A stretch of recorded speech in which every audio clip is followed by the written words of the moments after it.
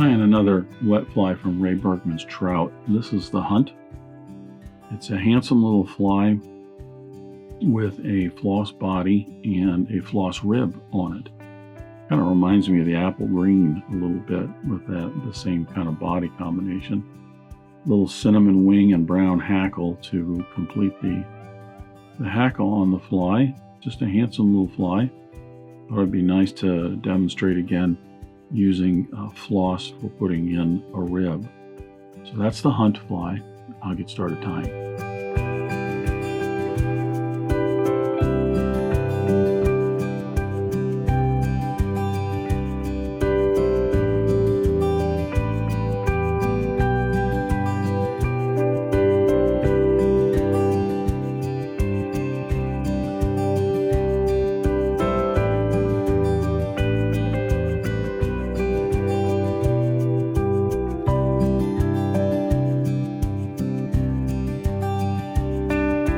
I'm going to start the Hunt fly with my hook on the vise. This is a Mustad 33.99 in a size 6. I'm going to go ahead and debarb that.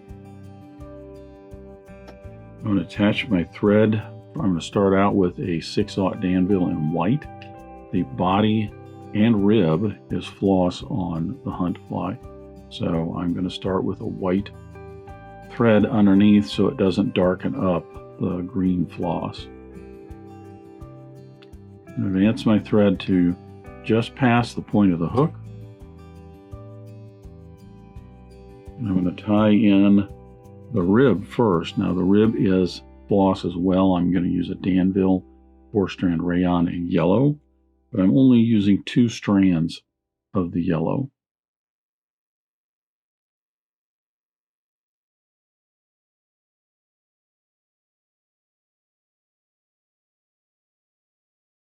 And attach that onto the side of the hook, bringing that down the length of the body. And then I'm going to put the body floss on, which is a green. I'm using a Danville 4-strand Rayon. This is a Kelly green. If you want a little bit lighter, you could use an insect green. And I am going to use all 4 strands of the green.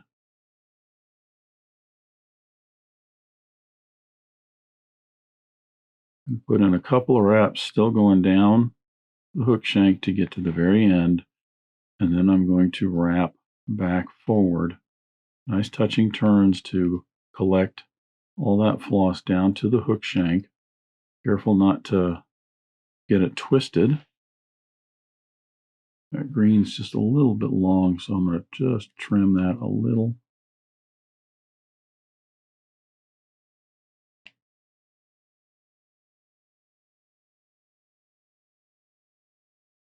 Now I'm going to apply the green floss for the body, and then I'll apply the yellow floss for the rib. You just want to make certain when you're applying the yellow floss, you twist it up nice and tight. You don't want it to come out more or less flat along the body. You want it, at least I don't. I like it to look pronounced and like a cord. Nice segmentation to it.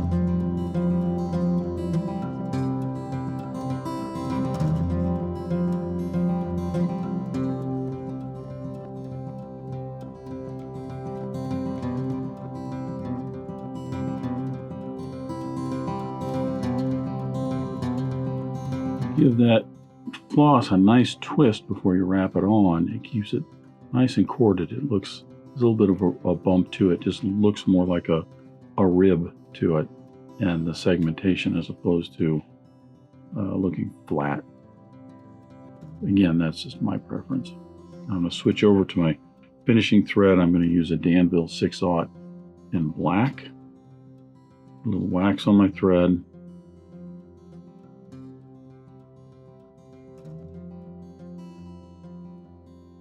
The wing is a cinnamon color, and the hackle is a brown collared hackle.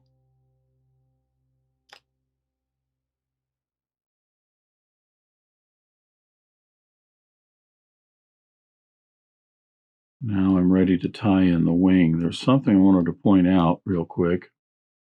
A couple of weeks ago, I did a video on another wet fly called the Kate, and in that wet fly, the wing on that was a cinnamon colored also. Now I had purchased some cinnamon goose quill and used that for that particular video. That was this right here, and at the time I thought it seemed to be kind of dark for cinnamon. Well, I acquired some others, and as it turns out, I'm right in that this one that I used for the cape was kind of more of a brown color. It's just darker. This is more what I would consider a cinnamon to be.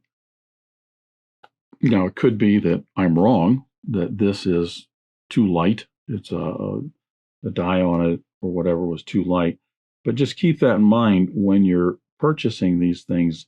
They're a natural material, and the companies, when they're dyeing these, their dye lots are going to be a little bit different each time. The color is going to be a little bit different. The hue, the strength of it, multiple different things. And some of that is out of their control in regards to how the material takes those dyes. So keep that in mind. If you're looking for a certain color, a certain hue, then hold out and get what you want. Sometimes it's not so easy, especially in the online world, but most companies, if you were to tell them that what you got isn't the right color for what you need, they're willing to exchange that and or have you send it back. So I've got my 2 slips for my wing. Their tips are all matched up, and I've got them the same width. I'm going to go ahead and tie those in. Even though I have no tail on this, I want the tips to come back to just about the bend of the hook.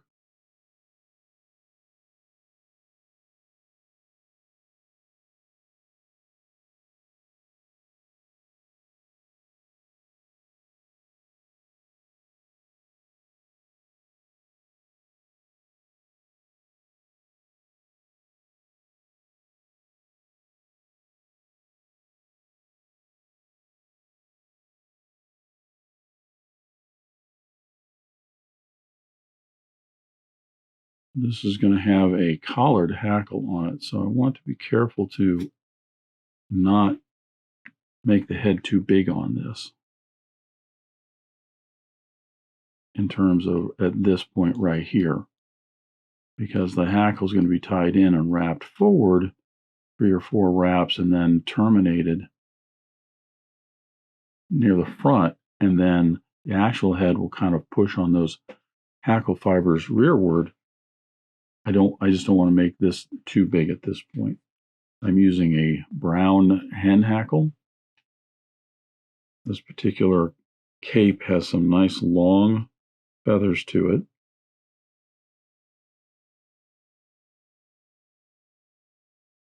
That are very easy to tie in and just break off the stems on these, or the rachis.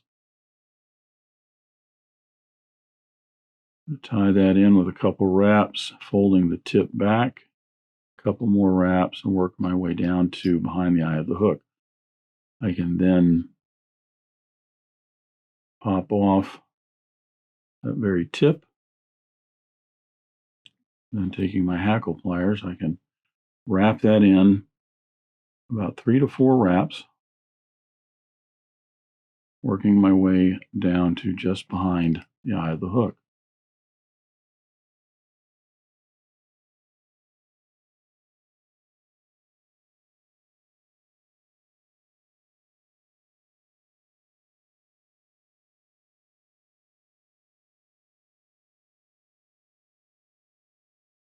Secure that in.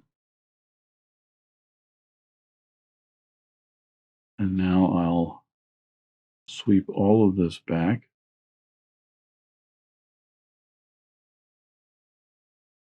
Start to make the head. Get about half of it done, and then I can just take this and pop that off. Continue wrapping backwards. This just tidies it all up, as well as it forces those barbs in a rearward position.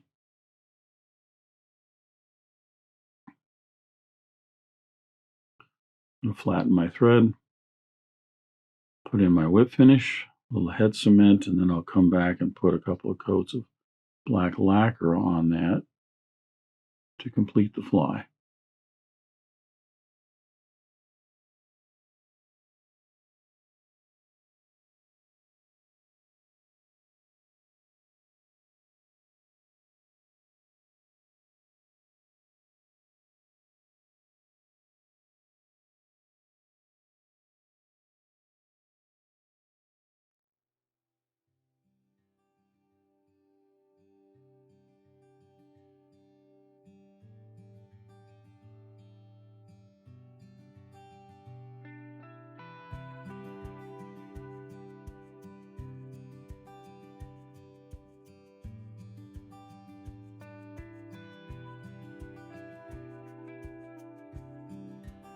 So here's my head cement on each side.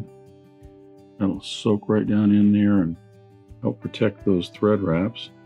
And as I said, a couple of coats of black lacquer in a minute to finish off the hunt fly. The hunt wet fly, I should say. Stay handsome little pattern. Thought it was kind of interesting. I always enjoy the ones that have a floss rib in them. And this was a nice opportunity to basically show you the difference between a couple of different goose quills that are both labeled cinnamon. So there you have it. That's the hunt wet fly. Thanks for watching today. Thanks for joining me at Devise today. I hope you learned at least a new pattern, if not a new technique, maybe a tip or trick here and there. If you have any questions about this fly or any of the techniques used in constructing this pattern, please leave them in the comments section down below. If you go to the trouble to ask a question, I'll go to the trouble to answer it. If you'd like to help dressed irons, please share this video with your friends and anybody you think that might enjoy this pattern. Until next time, remember, it's fly tying. If you're not having fun, then you're doing it wrong.